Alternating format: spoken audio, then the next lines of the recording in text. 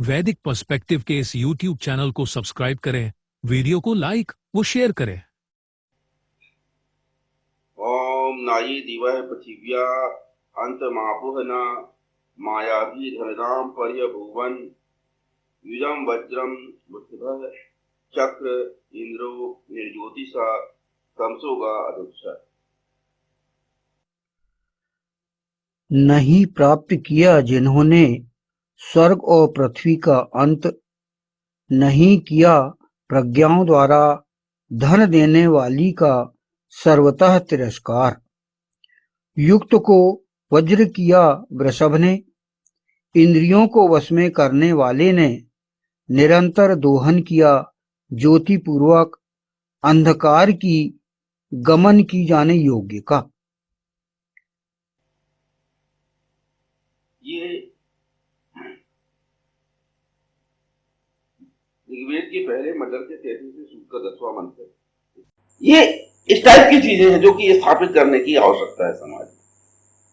Generally लोगों की opinion जो है, लोग जो ऐसा सोचते हैं कि वेद मंत्रों से कर लेने अकेले से जो है वो हमारा जीवन जो है वो सफल हो जाएगा, क्योंकि हमने विवाह जो है वेद मंत्रों से किया है, हमने मकान बनाया, गृह प्रवेश हमने वेद मंत्रों से किया है, तो इस मकान में हम सुखी रहेंगे। ऐसा नहीं है। कर्मों से व्यक्ति सुखी या दुखी होता है।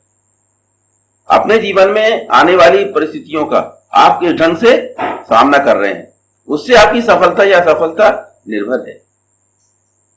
ये बेसिक चीज है जो कि समझाने की आवश्यकता थी, वो हम लेके। तो जो साइकोलॉजिकल इंजीनियरिंग है ना, एक शब्द है, बड़ा आकर्षक और भारी का शब्द है, जो आज के लोगों के सामने जब बोला जाएगा तो बड़े प्रभावित होंगे उनका। अच्छा, तो साइकोलॉजिकल इंजीनियर थे, उनको बता वो ऋषि थे। अच्छा, ऋषि मुनि, ठीक। और आप बोलो कि नहीं वो साइकोलॉजिकल इंजीनियर थे, यार गजब यार, मैंने बहुत विद्वान और जो है काफी समझदार व्यक्ति, काफी ऊंचे हुए व्यक्ति। आपने क्या बोल दिया? Psychological engineer. तो बस यही है, शब्दों से ही व्यक्ति पर जो पड़ने वाला जो असर है, प्रभाव है, उसको मैनेज किया जा सकता है। तो हमने क्या किया कि हमारे यहां के जो कैरेक्टर है उनको हमने इस ढंग से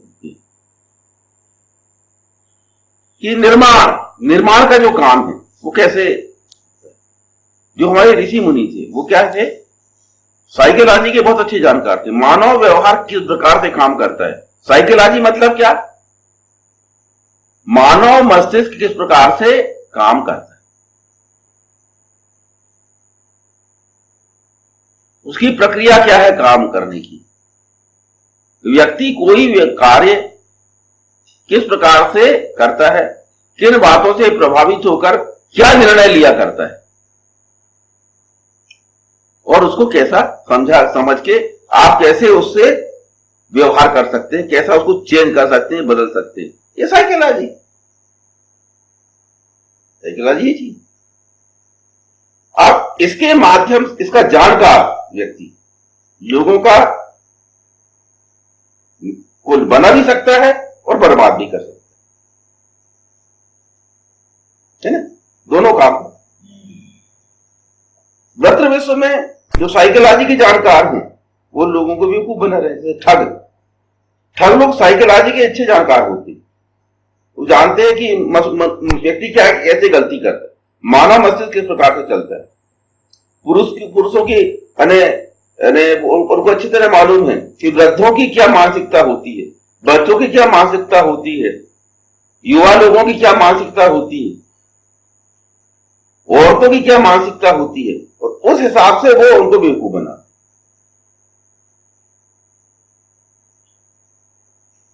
तो वहां जो साइकोलॉजी का ज्ञान है उसका उपयोग क्या हो रहा है, लोगों को लूटने में, लोगों को बर्बाद करने में और अपना फायदा।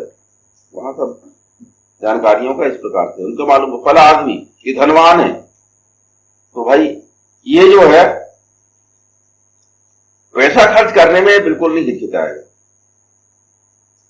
तो 100 रुपए की चीज 1000 रुपए में बेच दे, 10 रुपए की चीज भी 1000 में बेच दे। केवल व्यक्ति की साइकोलॉजी को पढ़ के कि इसकी जरूरत इसको किस मात्रा में, उस हिसाब से उसको उसके माइंड को रीड करके उसकी मेंटेलिटी को जानकर पढ़कर समझकर और बेवकूफ बना देंगे, इस हिसाब से उपयोग कर रहे हैं। तो ये काम कोई कंस्ट्रक्टिव वर्क नहीं। जबकि दूसरी तरफ लोगों की मनोवृत्ति को, लोगों की प्रवृत्ति को जानकर समझकर और उनके प्रॉब्लम को सॉल्व करना और उनका निर्माण करना, ये क्या है? ये साइकोलॉजिकल इंजीनियरिंग। तो ऋषि मुनियों का प्रमुख कार्य यही था, समाज में व्याप्त समस्याओं का अध्ययन करना और उन समस्याओं का निराकरण कैसे हो सकता है, क्या कर्म किया जाए तो वो समस्याएं समाप्त हो सकती है, इसका शोध करके और वो लोगों को बताना, समझाना और लोगों की प्रॉब्लम को सॉल्व करना। तो लोग उनसे जाकर डिस्कस करते थे, मेरे जीवन में ये समस्या है, मुझे अच्छा है, तुम ये करो, जो कोई समस्या आएगी तो हमें बताना। लोग कंसल्ट करते थे, समस्या उनसे बाहर निकल।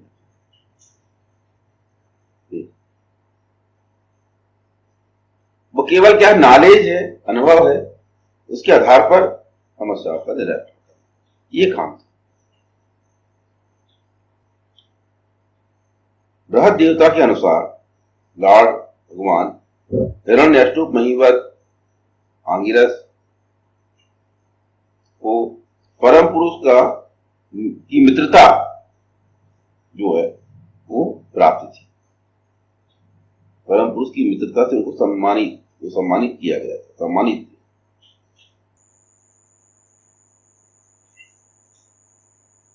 आचार्य सारणी के अनुसार उनको जो ऋषि एक साइकोलॉजिकल इंजीनियर को माना गया।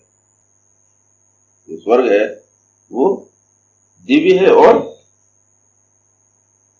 अनंत, अंतहीन, एंडलेस, उसका कोई अंत नहीं। प्रत्येक जो रियलिटी है वो भिन्न है और एक दूसरे से भिन्न है और अंतहीन। अब रियलिटी क्या है, ये यहां क्वेश्चन उठता है। ईशान एक अस्तित्व है ना, पर ईशान को हर कोई अलग अलग ढंग से मानता है, वो उसकी रियलिटी। उसके लिए ईशान का स्वरूप वैसा है ना।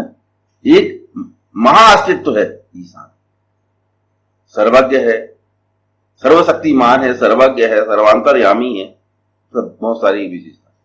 पर सवाल यह है कि आप उसको कैसा मानते हैं और उससे आपकी मान्यता के आधार पर आप ईशान से क्या ग्रहण करते हैं, क्या प्रेरणा लेते हैं और अपने जीवन में क्या उपयोग करते हैं, अपने जीवन को कैसा बनाते हैं, बिगाड़ते हैं, क्या करते हैं, वो आपके खुद के आधार पर तय होगा।